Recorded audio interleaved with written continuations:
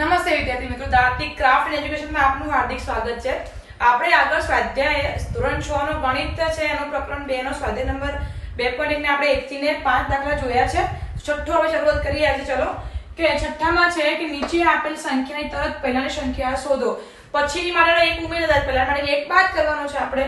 તો આપેલ સંખ્યામાંથી આપણે માત્ર એક બાદ કરી દઈશું તો આપણને પહેલાની સંખ્યા મળી જશે। 4 માંથી જશે તો 3 અને આ એટલે 93 ચોરા ની આગળ 93 મળશે। -1 कर दઈએ 0 માંથી 1 નહીં જાય તો આગળ આપણે 10 को અહીંયા લેશું, અહીંયા વધશે 0, બધા આપણે 9 આપવા પડે રસ્તામાં જઈએ એટલે તો એ 10, તો 10 માંથી જશે એટલે 9, આ 9 9 અને 9 તો સંખ્યા આપણે 10000 પહેલા આવશે 9999। ચલો આ સંખ્યા છે એમાં આપણે એક બાદ કરી દઈએ। 0 માંથી 1 જશે નહીં માટે અહીંયા વધશે 8 અહીંયા 10, 10 માંથી જશે તો 9, આ 8 0 8 0 અને 2। चलो एक પછી આમાં છે આપણે એમાંથી એક બાદ કરી દઈએ તો સિમ્પલ એક માંથી કે 0 એક ની સંખ્યા વધશે 6 અને 7। ટૂંકમાં તમને ખ્યાલ આવી ગયો કે પહેલાની સંખ્યા શોધવાની હોય તો એક બાદ કરવાનો છે અને પછીની કીધી હોય તો આપણે એક ઉમેરવાનો છે। અહીંયા પહેલા છે એટલા માટે આપણે એક દરેકમાંથી બાદ કરી નાખ્યો તો આપણને સંખ્યા મળી ગઈ। નમસ્તે વિદ્યાર્થી મિત્રો, આપણે આગળ જોઈએ છીએ સ્વાધ્યાય 2.1 ધોરણ 6 ગણિતનો। એમાં આપણે દાખલા નંબર 7 આવ્યા હતા। તો દાખલા નંબર 7 છે કે નીચે આપેલી સંખ્યાઓની જોડીમાંથી સંખ્યા રેખા પર કઈ સંખ્યા ડાબી બાજુએ આવશે અને કઈ સંખ્યા જમણી બાજુએ આવશે તે જણાવો તથા તેની વચ્ચે કયું ચિહ્ન વપરાશે તમને એનો ઉપયોગ તે પણ આપણે જણાવવાનું છે। પહેલાં આપણે ચિહ્નને સમજી લઈએ। Less than and greater than, આનો મિનિંગ છે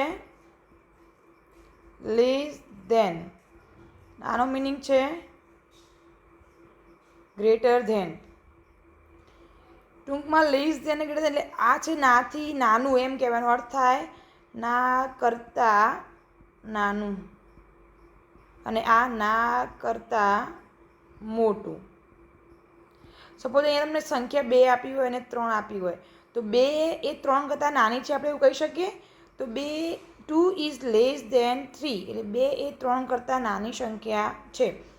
ટૂંકમાં આપણે રીતના લ અને ગ યાદ રાખવાનું તમારે। લ એટલે લ જેવો બને છે ને આ ગ જેવો બને છે એટલે ગ્રેટર ધેન થશે।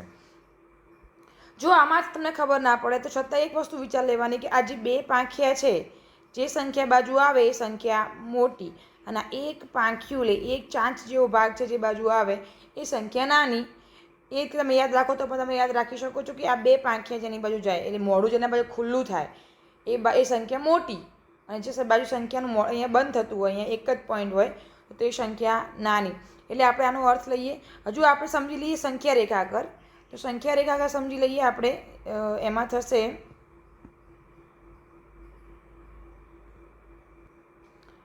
જેમ કે સંખ્યા રેખા દોરીએ આપણે, કોઈ એક સંખ્યા રેખા દોરી છે આપણે।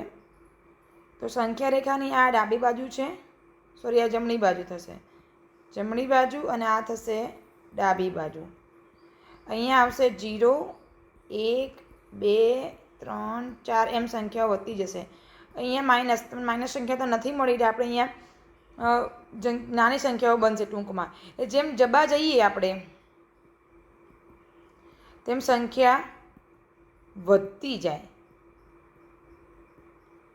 અને પાછા ડાબા આવીએ આપણે પાછા એમ સંખ્યા ઘટતી જાય। એ તમે યાદ રાખજો। 1 કરતાં 2 મોટું પણ 2 થી પાછા આમ જઈએ તો 2 કરતાં 1 નાના, 1 કરતાં 0 નાના એમ સંખ્યા ઘટતી જાય। હવે આપણે આ સંખ્યાઓ આપણને આપી છે, જોઈએ કે કઈ સંખ્યા ડાબી બાજુ આવશે કઈ જમણી બાજુએ આવશે। અહીંયા આપણને 530 અને 503 આપેલા છે। હવે આપણે જ્યારે 500 પછી સંખ્યા લખીએ એકડી તો 501 502 503 પહેલાં આવે એમ કરતાં કરતાં આગળ જઈએ આપણે તો પછી 530 આવશે। એ સંખ્યા રેખા તમે આ વિચારી લઈએ, ધારો કે તો આ જમણી બાજુ થશે અને આ ડાબી બાજુ થશે। તો આપણને શું કીધું છે કઈ સંખ્યા જમણી બાજુએ આવશે? તો જમણી બાજુ કઈ સંખ્યા આવશે? 530 અને ડાબી બાજુ સંખ્યા આવશે 503। હવે તમે 530 અને 503 મૂકીએ આપણે તો કઈ સંખ્યા મોટી અને કઈ સંખ્યા નાની થશે? હવે જો 530 સંખ્યા 503 કરતાં મોટી થશે તો 503 એ 530 કરતાં નાની છે અથવા 530 એ 503 કરતાં મોટી છે। તો અહીંયા જે 2 પાંખિયા જે બાજુ આવ્યા એ સંખ્યા મોટી થશે અને આ બાજુની સંખ્યા નાની થશે। એટલે આપણે 503 ઇઝ લેસ દેન 530 આપણે ત્યાંનો જવાબ મૂકી શકીએ. હવે 307 370 છે. તમે એ પ્રમાણે વિચારો કે 301 302 304 એમ 307 પહેલાં આવશે, પછી 308 એમ આગળ કરતાં 370 થશે. તો જમણી બાજુએ આપણી સંખ્યા આવશે 370, ડાબી બાજુએ સંખ્યા આવશે 307. સંખ્યા રેખા આપણે જોઈએ આગળ કે કઈ બાજુ ડાબી બાજુ કઈ જમણી બાજુ થાય છે એના પરથી. અને જેમ જમણી બાજુ જઈએ એમ સંખ્યાઓ વધતી જાય છે. તો હવે 307 છે એના કરતાં 370 કેવી થશે? મોટી થશે. 307 ઇઝ લેસ દેન 307 છે 370 કરતાં નાની છે. આનો અર્થ એવું થાય તમને આ તો તમને ના ખબર બે પાંખિયા જે બાજુ આવે મોઢું જે બાજુ ખુલે છે એ બંને સંખ્યા મોટી ના બંને સંખ્યા નાની. તો એમાં એ રીતે આવશે. તમને અહીંયા બે સંખ્યાઓ આપી છે કે 98,765 અને બીજું છે 56,789. તમે પહેલો અંક દરેકનો જુઓ. પહેલો અંક આ 9 છે 5 કરતાં મોટો છે તો સંખ્યા મોટી થવાની છે. હંમેશા યાદ આપણે જોઈએ તો એ પછી ખબર પડી જાય આપણને. તો આ સંખ્યા મોટી ને નાની થવાની. તો મોટી સંખ્યા ક્યાં હશે? જમણી બાજુએ હશે. નાની સંખ્યા ડાબી બાજુએ હશે. તો જવાબ બાજુ કઈ હશે? જવાબ કઈ જગ્યા હશે? 98,765. ડાબી બાજુએ સંખ્યા હશે આપણી 56,789. હવે સંખ્યા નાની છે તો 56 છે એ નાની સંખ્યા છે, તો લેસ દેન 98,765. 56 છે 98,765 કરતાં નાની છે એવું આપણે કહી શકીએ. તો આમાં આ રીતે આવશે. અહીંયા બે સંખ્યાઓ આપી છે. આ છે 98,30,415 અને આ સંખ્યા છે આપણી 1,23,001. તો તમે જો અહીંયા 98 લાખ છે ને અહીંયા 1 કરોડ છે એટલે સંખ્યા કરોડવાળી મોટી થવાની સંખ્યા. જમણી બાજુ સંખ્યા કઈ આવશે? જે મોટી સંખ્યા જમણી બાજુ આવશે 1,23,001 અને ડાબી બાજુ સંખ્યા આવશે આપણી 98,30,415. હવે કઈ સંખ્યા મોટી થશે? તો ઓબ્વિયસલી છે કરોડવાળી સંખ્યા મોટી થશે, તો ડાબાવાળી સંખ્યા નાની થશે. Is less than 1,23,001. તમે આ સંખ્યાને આગળ લખશો આ રીતે 1,23,001 તો પછી નિશાની બદલાશે. એ સંખ્યા મોટી થશે 98,30,415 કરતાં. તમે આમ પણ લખી શકો છો. તો આ સંખ્યા છે આના કરતાં મોટી થઈ. ટૂંકમાં જે સંખ્યા મોટી હોય ત્યાં અહીંયા આ બે પાંખિયા જેવી નિશાની આવશે અને એક નાની હશે ત્યાં એક જ આવશે. એટલે એ રીતે આપણે અહીંયા આ દાખલો અહીંયા પૂરો થાય છે. દાખલા નંબર 8 આપણે નીચેના વાક્યોમાંથી ખરું અને ખોટું આપણે જણાવવાનું છે. પહેલો છે 0 એ સૌથી નાની પ્રાકૃતિક સંખ્યા છે. તો પ્રાકૃતિક સંખ્યા 0 નથી, એ કઈ પૂર્ણ સંખ્યા છે, માટે પહેલું વિધાન આવશે ખોટું. ચલો 400 એ સંખ્યા 399ના પહેલાં આવતી સંખ્યા છે. પહેલાં ના આવે પછી આવે. 399માં આપણે એક ઉમેરીએ તો 400 થાય આપણે, એટલે આપેલ વિધાન પણ ખોટું છે. 0 સૌથી નાની પૂર્ણ સંખ્યા છે. સાચી વાત છે, પૂર્ણ સંખ્યા સૌથી નાની 0 થાય છે. 600 એ સંખ્યા 599ના પછી આવતી સંખ્યા છે. સાચું છે, તરત પછી સંખ્યા 599 પછી 600 આવે એટલા માટે સાચું છે. દરેક પ્રાકૃતિક સંખ્યા પૂર્ણ સંખ્યા છે. તો સાચી વાત, દરેક પ્રાકૃતિક સંખ્યા બધી પૂર્ણ સંખ્યાઓ કહેવાય, પણ પૂર્ણ સંખ્યા પ્રાકૃતિક સંખ્યા કહેવાય નહીં, કેમ કે 0 પૂર્ણ સંખ્યા છે પણ એ પ્રાકૃતિક સંખ્યા નથી, માટે આ વિધાન છે એ સાચું છે.